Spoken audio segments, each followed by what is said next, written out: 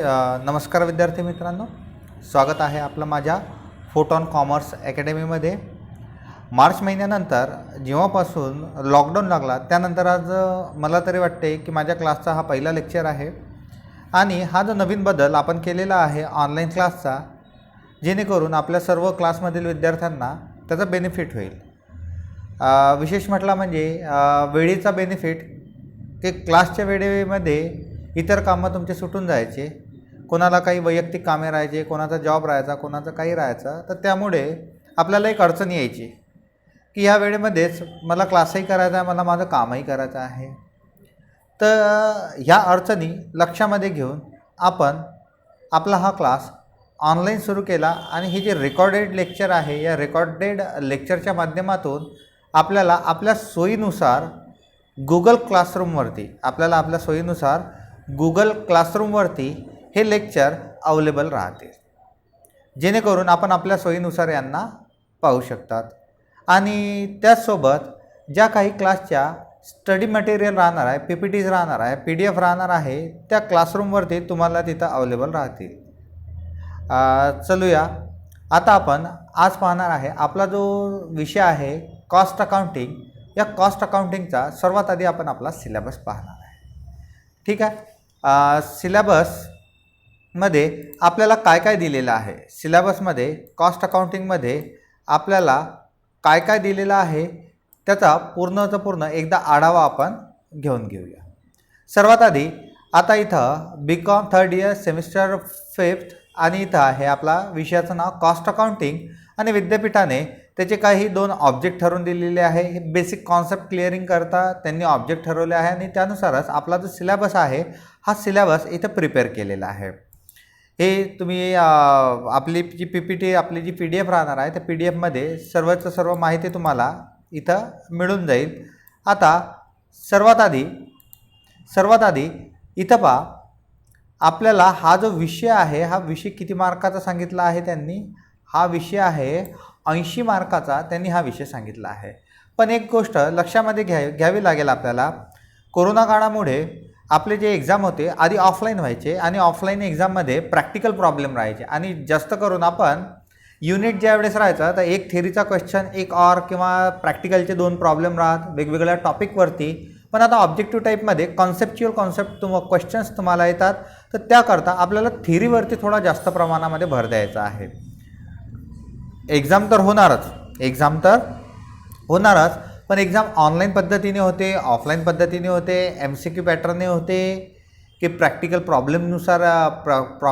Problem consider करून exam होणार आहे, ही अजून अनिश्चितता आपल्या एक्झामबद्दल आपल्याला आहे।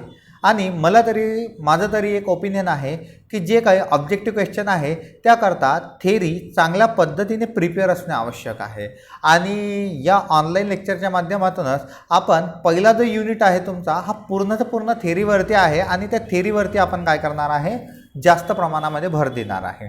आता चला बघूया आपण आपला सिलेबस आहे कोणता। सिलेबसमध्ये कॉस्ट अकाउंटिंग आहे, त्याचा मीनिंग आहे, फीचर आहे, फंक्शन आहे, ॲडव्हान्टेज आहे, लिमिटेशन आहे आणि डिफरन्स आहे कॉस्ट अकाउंटिंग फायनान्शियल अकाउंटिंगचा। त्यानंतर बेसिक कॉस्ट कॉन्सेप्ट आहे, त्यानंतर concept of cost versus expenses, खर्च आणि कॉस्टमध्ये अकाउंटिंग लँग्वेजमध्ये डिफरन्स काय आहे, लॉसेसला आपण काय म्हणतो, बरेचसे लोक कॉस्ट, एक्सपेन्सेस, लॉसेस सर्व एका शब्दामध्ये त्यांना काय समजतं, एकच अर्थाने ते शब्द वापरले जातात। त्यानंतर cost centre, cost unit, cost object, method of costing वगैरे etcetera. Number 3 classification of cost, जे काही खर्च आहे त्या खर्चांचं क्लासिफिकेशन केलं आहे, डायरेक्ट इनडायरेक्ट मेथडमध्ये, फिक्स व्हेरिएबल कॉस्टमध्ये, हिस्टॉरिकल अँड प्री डिटर्माइंड कॉस्टमध्ये। त्यानंतर मटेरियल ज्यावेळेस आपण खरेदी करणार आहे सेकंड युनिटमध्ये पाहणार आहे, त्याचे क्लासिफिकेशन पाहणार आहे। त्यानंतर मटेरियल परचेस प्रोसेस पाहणार आहे, त्यानंतर स्टोअर कीपिंग, त्यानंतर स्टोअर रेकॉर्ड, हा सुद्धा थेरॉटिकल पार्ट आपण पाहणार आहे आणि कॉस्ट शीटवरचे आपण तिथं सर्वचे सर्व प्रॉब्लेम पाहणार आहे। त्यानंतर पुढचा जो 3rd युनिट आहे तो पूर्ण आहे आपला लेबर कॉस्टिंगवरती। कशावरती आहे तो, लेबर कॉस्टवरती त्याचे मिनिंग डायरेक्ट लेबर कोणते, इनडायरेक्ट लेबर कोणते, त्याच्या मेथड्स, टाईम किपिंग, त्यानंतर attendance register, muster roll, token और disc method, time recording clock, biometric time recording clocks, त्यानंतर मेथड ऑफ वेजेस, त्यानंतर हॉस्ले रोवन प्लॅन्स वगैरे. मला तरी वाटते की आपल्याला BCom फर्स्ट इयरमध्ये हॉस्ले रोवन प्लॅन वगैरे ज्या स्कीम्स होत्या त्या आपल्याला स्टडी करता होता आणि त्या थर्ड युनिटमध्ये आपण पाहणार आहे टेंडर. त्यानंतर फोर्थ जो युनिट आहे तो फोर्थ युनिट पूर्णतः पूर्ण आपला ओव्हरहेडवरती आहे. पूर्णतः पूर्ण ओव्हरहेड म्हणजे all of the expenditure consolidated, then it is called overhead. त्यावेळेस त्याला काय म्हटलं जाते, ओव्हरहेड म्हटलं जाते. त्यांचं क्लासिफिकेशन कसं करायचं, कॉस्ट शीटमध्ये ओव्हरहेड कसे दाखवायचे ते आपण जेव्हा प्रॅक्टिकल प्रॉब्लेम पाहणार आहे त्यावेळेस आपण ह्याला समजून घेऊ. त्यानंतर पुढे आहे reconciliation cost and financial statement.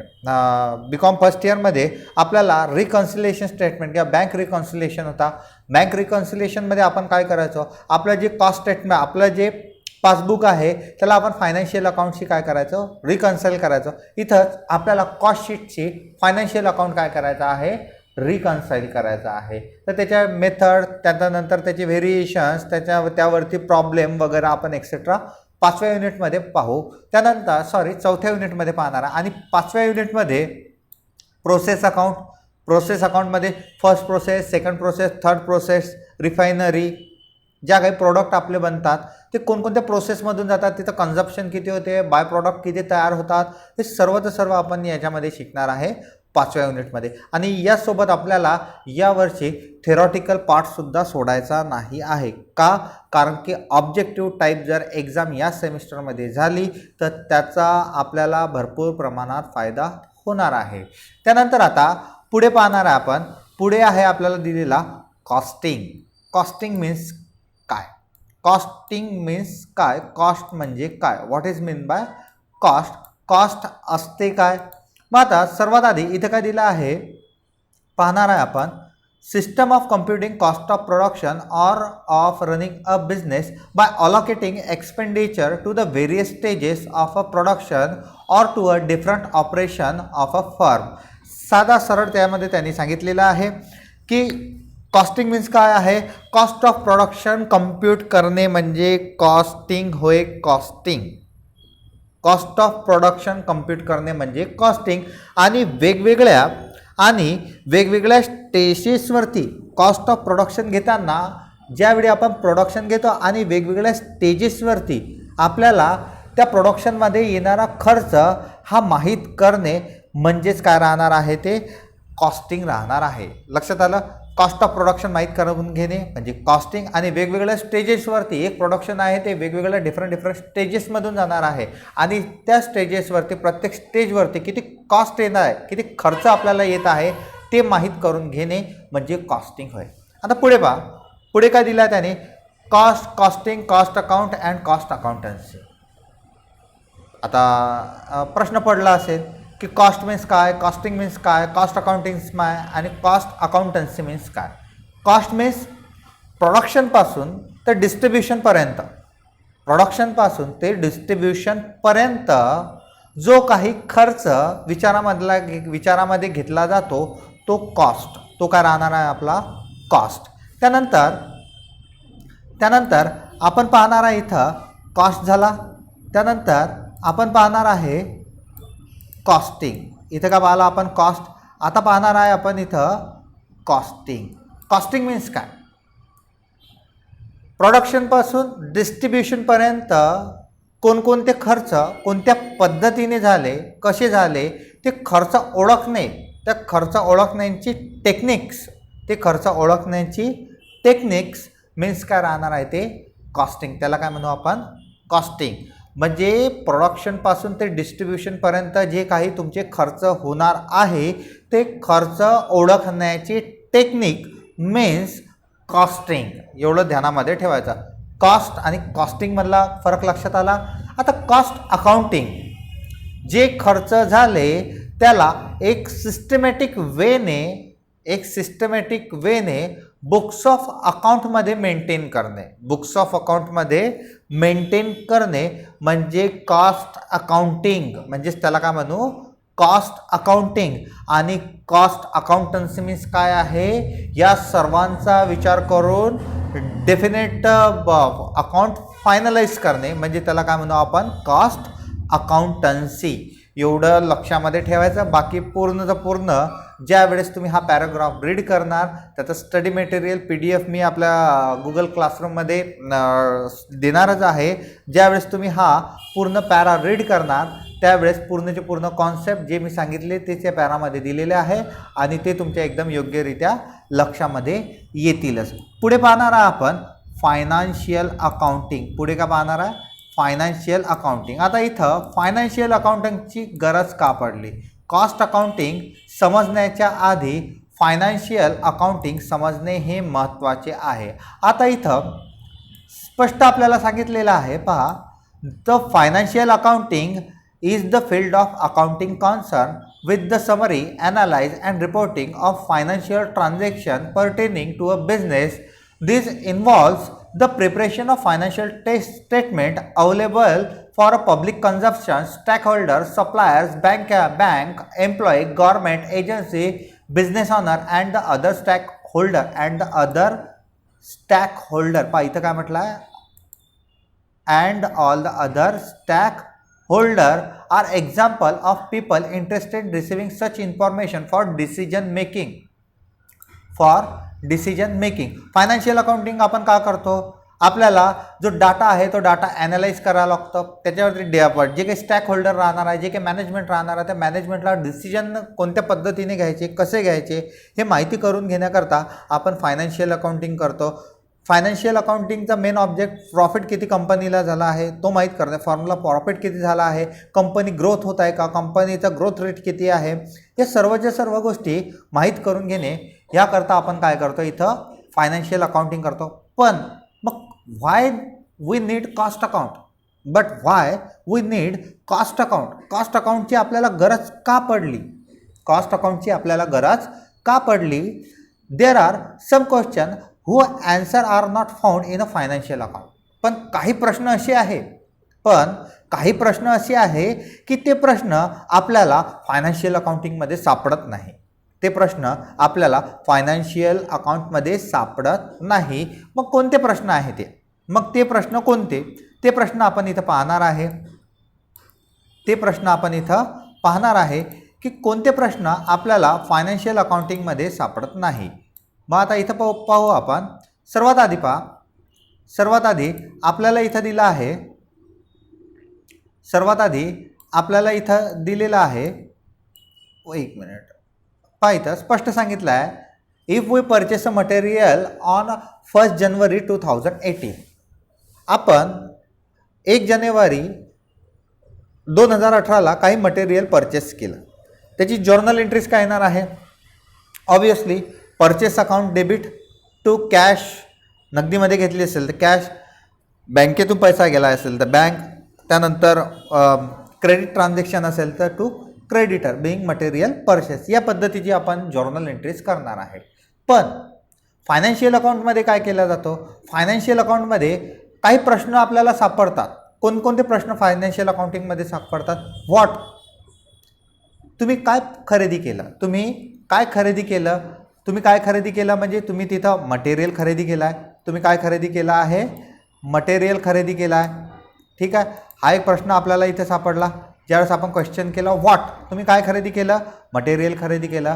त्यानंतर पुढचा क्वेश्चन आहे तुमचा व्हेन, तुम्ही केव्हा खरेदी केला, तुम्ही 1/1/2018ला खरेदी केला. त्यानंतर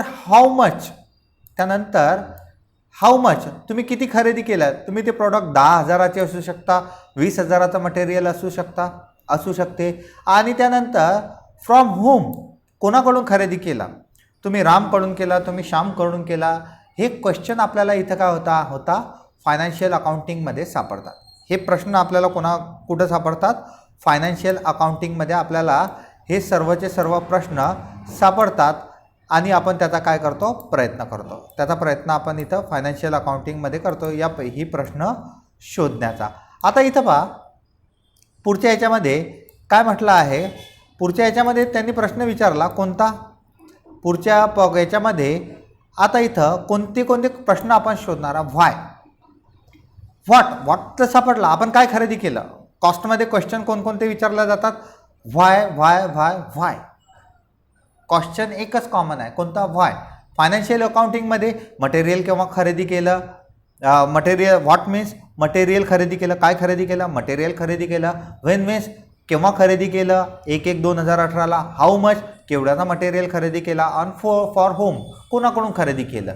एवढी इन्फॉर्मेशन आपल्याला फायनान्शियल अकाउंटिंगमध्ये मिळाली. पण कॉस्ट अकाउंटिंगमध्ये आपल्याला कोणती इन्फॉर्मेशन मिळते. व्हाय. तुम्ही मटेरियल खरेदी केलं, पण का खरेदी केलं. मटेरियल तुम्ही का खरेदी केलं.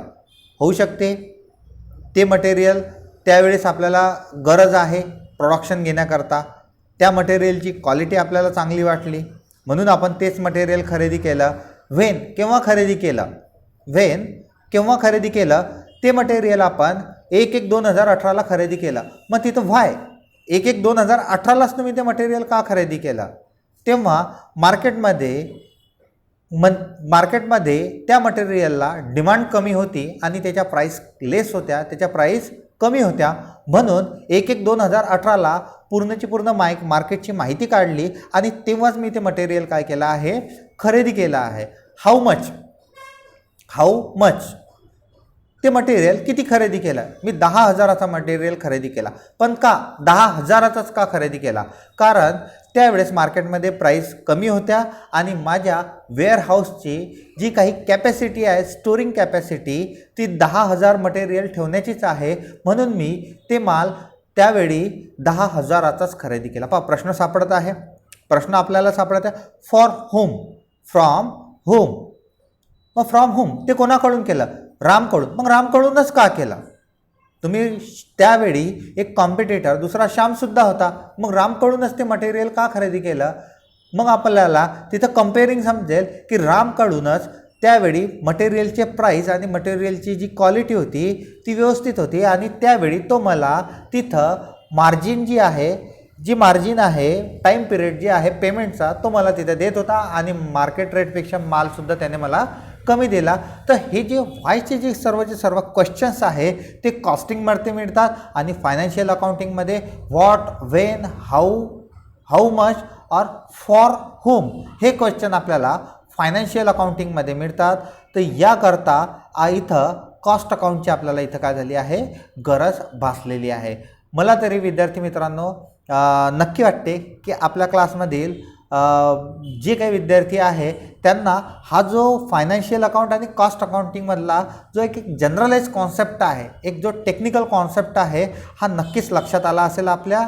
आणि यानंतर आपण पुढच्या पिरियडला किंवा पुढच्या लेक्चरला बाकीचे जे काही उरलेले कॉन्सेप्ट आहे आपल्या युनिट फर्स्ट 1.1 मधले जे काही पूर्णचे पूर्ण आहे, 1.1चा जो पूर्ण जो कॉन्सेप्ट आहे त्याच्यामध्ये जे टॉपिक दिलेले आहे ते सर्वचे सर्व टॉपिक आपण काय करणार आहे, पुढच्या लेक्चरमध्ये कव्हर करणार आहे. ठीक आहे. आता आपण इथं थांबून जाऊ आणि नक्कीच तुम्ही हा जो आहे हा लेक्चर एक वेळेस नाही, 2 वेळेस नाही, 3 वेळेस पाहायचा आणि पूर्णचे पूर्ण कॉन्सेप्ट जे आहे ते पूर्ण लक्षामध्ये घ्यायचे.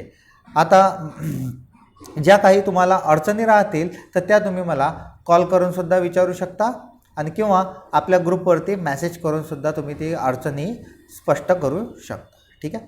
धन्यवाद.